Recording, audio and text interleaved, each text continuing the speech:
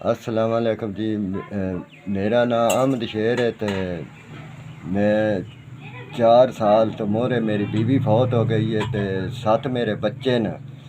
तो बैंक ता 5 महीने पाया मेरे तो कर्जा 1.25 लाख रुपया ओहदे तो जेड़ा मेरे तो बैंक का कर्जा लत्था गया। बड़ा बड़ा बहुत बहुत शुक्रिया जिन्हें मेरे ते मेरे बच्चों ते आसान किया। जदों का मेरा कर्जा लत्था उदों का मैं भट्ठे ते लगा हाँ। तो 2503 हज़ार रुपया मैं हफ्ते में लिया खर्चा। तो बच्चों ने दाल रोटी को लै देना। बड़े औखे घरे दे हालात पै चलते हैं जी।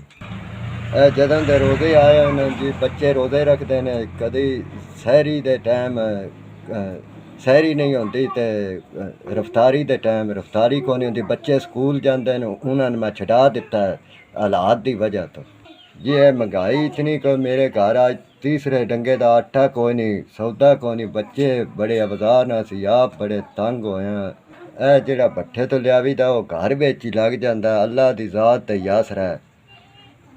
जिस हाल में चला रखा है उसका शुक्रिया अदा पिया करना। एक दो त्रै चार पाँच छः बड़े 6,000 रुपया जी तुसा भेजा। अल्लाह की ज़ात बाले तो बाला रंग लावे, रब की ज़ात चोखा देवे जी। अल्लाह की ज़ात शादो आबाद रखे, खुश रखे। या मेरी मदद की है गरीब तो बाला देवे।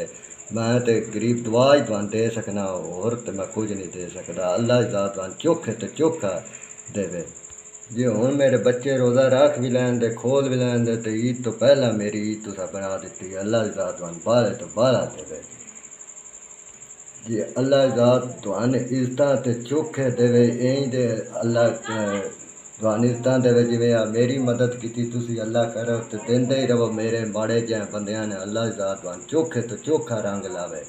बहुत बहुत शुक्रिया, बड़ी बड़ी मेहरबानी तुहाडी जी।